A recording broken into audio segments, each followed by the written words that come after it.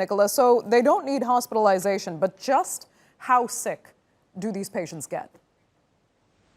Well, it depends really, or rather it varies. Some of them have relatively mild symptoms initially, and then they realise that the symptoms just aren't going away. Sometimes this can just be the cough, it can be a temperature, it can be muscle weakness, it can be fatigue, and they realise it goes on and on and on. Professor Tim Spector, who is running the COVID symptoms study and has given us these figures, and they're quite dramatic figures if you think that 300,000 people have reported still having coronavirus symptoms a month after they first were diagnosed with the disease. That's like 1 in 10 of the people in the UK who've had coronavirus. It's a lot, it's a large number of people, and the people who are talking about this, who call themselves the long COVID or the long haulers, are not just here in the UK, they're worldwide. They're now beginning to get a louder voice. They've got Facebook groups. They've managed to get people on sides such as President Obama's former head of healthcare. He yesterday gave over his Twitter feed to allow them to talk more about this. Because what they're saying is that sometimes they're just being dismissed, their doctors aren't necessarily recognising their symptoms. There's not been that many studies done about them. There was one small study that was published in one of the American journals involving 100 men, aged about 49, who had mild or moderate COVID-19. And they found out that 78% of these men actually had long-term heart problems because they were then scanned. But this is one of the issues. The people who aren't hospitalised aren't necessarily getting these scans. And you may remember, Andrea, that I interviewed a young woman who has long COVID, Talia Varga. And I texted her today just to say, look, how are you doing? Are you getting any better? And she said, I've had a relapse. I'm back in bed. I can't work. I can't even work from home.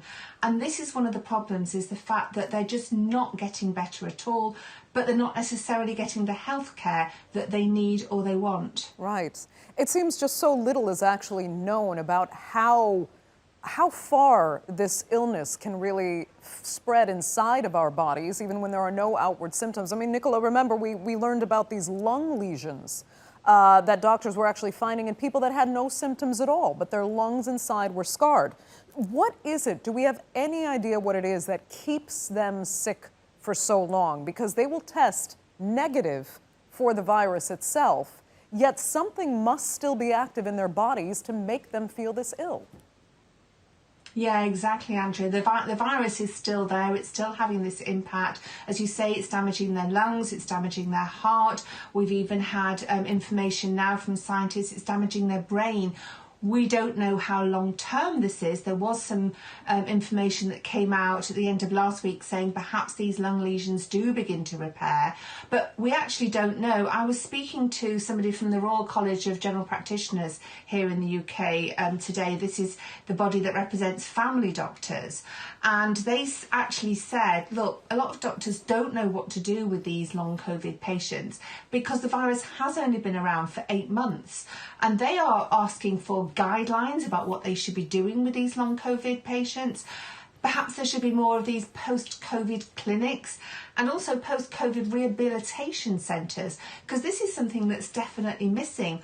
Professor Paul Garner, who's from the Liverpool School of Tropical Medicine, who is a professor of infectious diseases, and he himself is a sufferer of long COVID. I can speak to him via email, but most of the time he just hasn't got the energy to talk. He says that there's still doctors who are dismissing long COVID. They're not necessarily picking up with it. So he, like so many of them, says they need to have these scans to find out. Yeah, okay, Nicola, we're going to have to leave it there. Thanks so much for that. So informative from London.